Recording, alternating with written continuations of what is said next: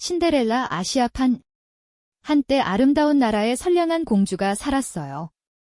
그녀의 이름은 미온이었죠. 미온은 모든 이에게 사랑받는 공주였지만 어릴 적에 어머니를 잃고 이후 어렵게 생활하게 되었습니다.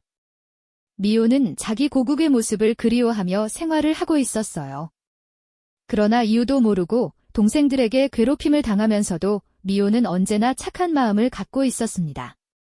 어느 날 미온이 햇빛 속에 빛나는 작은 나비를 만났어요. 그 나비는 신비로운 마법을 가진 요정이었습니다. 요정은 미온을 돕기로 결심하고 화려한 의상과 유리 구두로 바꾸어 주었어요.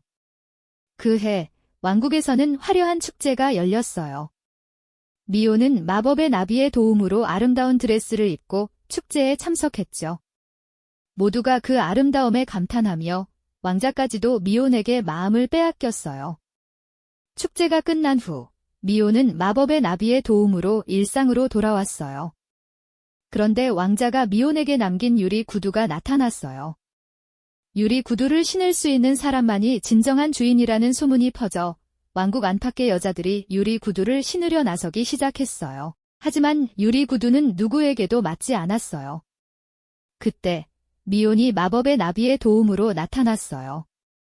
유리 구두는 미온의 발에 딱 맞았고 왕자와의 만남을 통해 미온은 왕국의 새로운 여왕이 되었어요. 이렇게 아시아판 신데렐라 이야기는 마법의 나비와 더불어 미온의 선량함과 용기로 가득한 이야기로 미온은 왕자와 함께 행복한 왕국을 이끌며 착한 마음으로 모두에게 희망과 사랑을 전했습니다.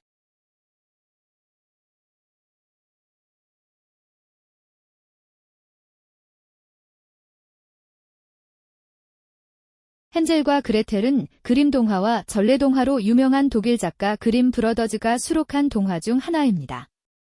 한때 가난이 심했던 한 집의 남자와 그의 두 자녀, 헨젤과 그레텔이 살고 있었습니다. 가난 때문에 부모는 자식들을 먹여 살릴 길이 없어졌고 마음이 아픈 결정을 내리게 되었습니다. 부모는 어린 자식들을 숲속에 떨어뜨리려고 결심했습니다. 헨젤과 그레텔이 숲속에 떨어진 후 어린이들은 길을 찾을 수 없게 되었습니다. 그런데 헨젤이 똑똑해서 가족이 있는 집으로 돌아갈 수 있도록 작은 돌을 따라가며 길을 표시하기 시작했습니다. 하지만 다음번에는 부모가 더 많은 음식이 있는 대신 숲에 떨어뜨리기로 결정했습니다. 이번에는 헨젤이 작은 빵 조각을 따라갔지만 새들이 먹어 없애버렸습니다. 이제 헨젤과 그레텔은 완전히 길을 잃었고 숲 깊숙한 곳에 있는 이상한 집으로 가게 되었습니다. 그 집은 초콜릿, 사탕, 빵 등으로 만들어져 있었고 집주인은 사악한 마녀였습니다. 마녀는 어린이들을 유혹하여 잡아먹으려 했습니다.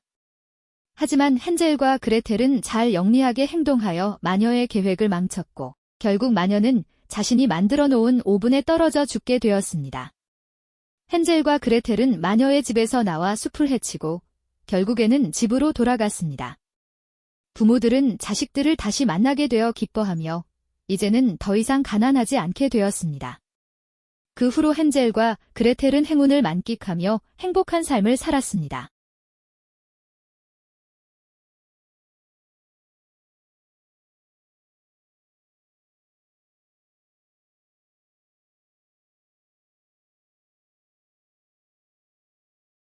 오래전 어딘가에 라푼젤이라는 소녀가 살았어요. 라푼젤은 긴 금발머리에 마법의 힘이 담겨 있었죠. 하지만 아무도 알지 못하는 곳에 큰 탑에 갇혀 있었어요. 그 탑은 높은 벽과 큰 문 하나로만 이루어져 있었어요. 라푼젤은 탑 안에서 매일 노래를 부르며 시간을 보내곤 했어요.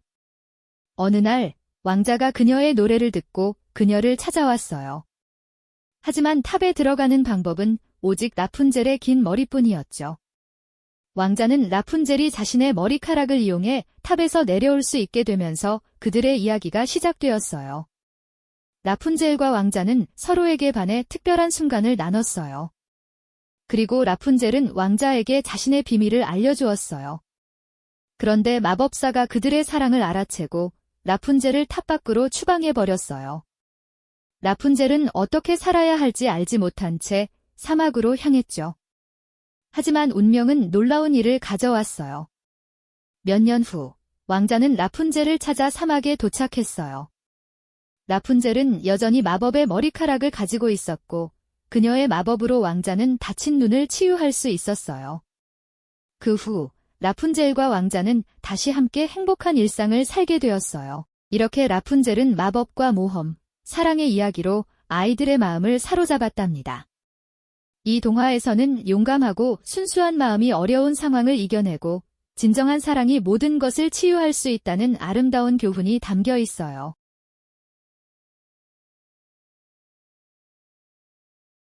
덴마크의 한 해안 마을에서 어린 왕자는 배신의 음모에 휘말려 난파되고 물에 갇힙니다. 그의 몸은 보이지 않지만 그의 영혼은 바다의 왕이 지배하는 수중 왕국에 있습니다. 바다의 왕은 그의 인어딸에게 왕자를 보호하라고 명령합니다. 인어공주는 왕자와 사랑에 빠지지만 물고기 꼬리가 없기 때문에 수면 위로 떠오르지 못합니다. 인간 세상을 경험하고 싶어하는 인어공주는 바다 마녀와 운명적인 거래를 합니다. 그녀의 목소리에 대한 보답으로 인어공주는 인간의 다리를 받습니다. 하지만 그녀가 걸을 때마다 날카로운 칼 위를 걷는 것처럼 느껴집니다. 인어공주가 수면에 떠오를 때 그녀는 왕자를 발견하고 조용히 그에게 헌신합니다. 불행하게도 왕자는 그녀의 희생을 알지 못하고 다른 여자와 결혼합니다. 마음이 아픈 인어공주는 물거품이 되어 바다로 되돌아갈지 아니면 마법의 칼로 왕자를 죽이고 새로운 생명을 얻기 위해 그녀의 발에 그의 피를 떨어뜨릴지 선택에 직면합니다. 이타주의의 마지막 행동으로 인어는 왕자를 해치지 않기로 선택합니다. 동이 트면서 그녀는 거품으로 변하지만 그녀의 순수한 영혼은 하늘로 올라갑니다. 그 이야기는 짝사랑, 희생, 그리고 선택의 결과라는 주제를 탐구하는 한스 크리스티안 안데르센의 가장 불멸의 이야기들 중 하나입니다.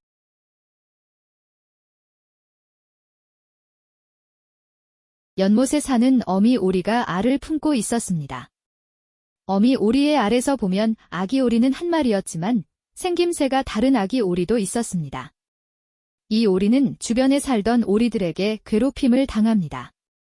다른 오리들은 이 오리의 못생긴 외모를 비웃고 심지어 농장에서 사는 돼지와 닭도 웃습니다. 주변에 살던 오리들의 괴롭힘을 피하기 위해 아기 오리는 연못을 떠나 여러 곳을 돌아다닙니다. 파도가 지고 있을 때 해변에서 작은 나팔 소리가 들렸습니다. 그 소리를 따라 미운 오리 한 마리가 물가에 서 있었습니다. 하지만 이번에는 그의 날개가 아름답게 펼쳐졌습니다. 그의 변화에 놀란 그 못생긴 오리는 주위를 둘러보았습니다. 날개는 왜 이렇게 클까요?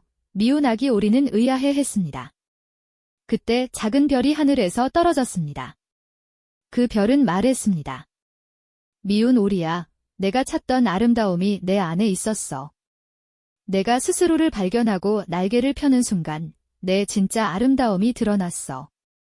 이 미운 아기 오리는 눈물을 흘리며 이 별에게 감사를 전했습니다.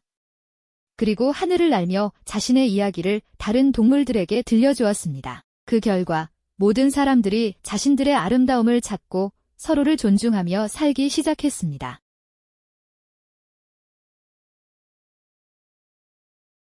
옛날에 빨간 모자가 달린 망토를 입는 것을 좋아하는 어린 소녀가 있었습니다. 이것 때문에 그녀는 종종 빨간 모자라고 불렸습니다. 어느 날 그녀의 어머니는 숲의 반대편에 사는 편찮으신 할머니에게 맛있는 바구니를 전해달라고 부탁했습니다. 빨간 모자는 과자를 가득 담은 바구니를 들고 행복하게 숲속을 여행하기 시작했습니다.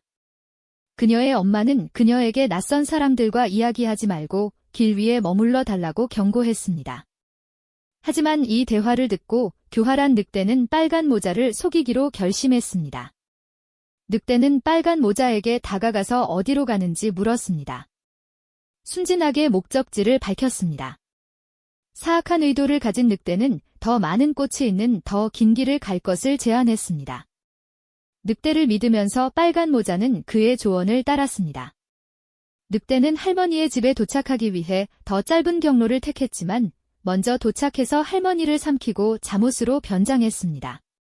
빨간 모자가 할머니의 별장에 도착했을 때 그녀는 할머니라고 생각했던 사람의 이상한 모습에 놀랐습니다. 침대에 숨어있던 늑대는 빨간 모자를 속여서 다가왔습니다. 결국 그는 자신의 신분을 밝히고 그녀도 잡아먹었습니다. 그때 지나가던 사냥꾼이 소란을 듣고 늑대의 배를 잘라 빨간 모자와 그녀의 할머니를 구하기 위해 뛰어듭니다. 이 이야기는 낯선 사람과 대화하는 것은 위험하고 부모님의 조언을 따르는 것이 중요하다는 교훈을 담고 있습니다.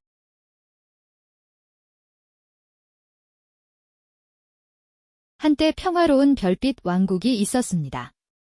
이 왕국의 별들은 모두 프리아의 마법의 힘으로 빛나고 있었습니다. 프리아는 별빛 왕국에서 행복하게 자랐습니다. 별들은 그녀의 마법의 힘으로 빛났습니다.